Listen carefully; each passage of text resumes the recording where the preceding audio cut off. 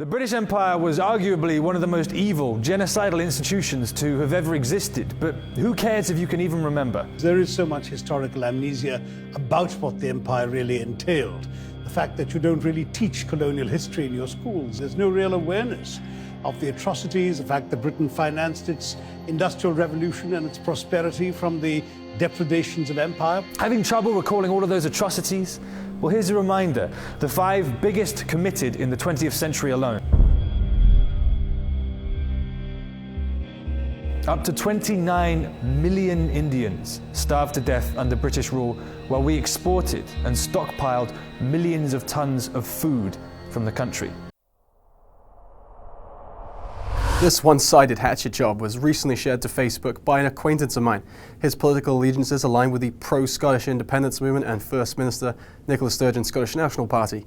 They're a left-of-centre, faux-progressive, delusional bunch of Brit-bashing political misfits. So it is hardly shocking that one of their disciples would share such a video. But the brazenness with which the video's host has constructed his historical argument is shocking. William Whiteman, the dopey, smug-faced on-camera hipster, fails to contextualize his polemic. There's no mention of the rape of Nanjing in December 1937, no mention of Imperial Japan's 3-all policy, loot all, kill all, burn all, in northern China that followed in 1941. He neglects to address the Holocaust and Adolf Hitler's extermination of up to 6 million Jews. He fails to make any reference to the Soviet gulags of the post-war period. I could go on and on and on. And that is before we even attempt to debate the intricacies of his points. But why does any of this matter? Well, Whiteman isn't an historian. He picked an easy target. The British Empire governed territories home to 1/5 of the world's population at its height.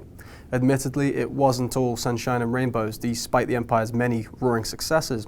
Well, it matters because the media arm of the Kremlin is disseminating pro-Russian propaganda under the guise of alternative media. Exploiting our inherent distrust of the media and by applying Western notions of the nature and importance of truth, Putin wants us to hate ourselves. And his strategy is working. Whiteman's video has amassed 1.5 million views on Facebook, as well as thousands of comments reinforcing his agenda.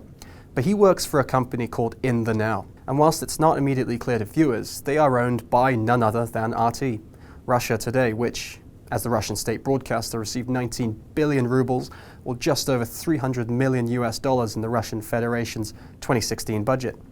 Whiteman, his English accent aside, is based in Moscow. It's Russian propaganda, plain and simple, served hot with a side of smile.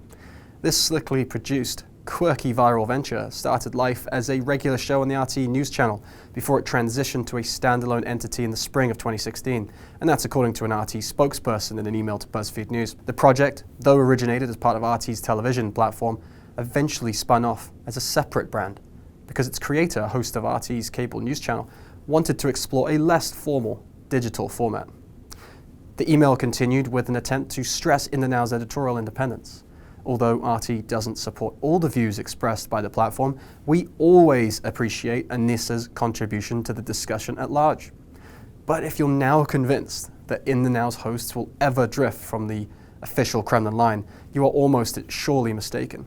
The following anecdote from an RT reporter, published in the Columbia Journalism Review, illustrates just how far Putin's media subordinates are willing to go to preserve the staunchly pro-Russian editorial culture at In the Now's parent company. Another correspondent, whose reporting departed from the Kremlin line, was summoned to the office of the deputy editor-in-chief in Moscow, where they went over the segment's script, line by line.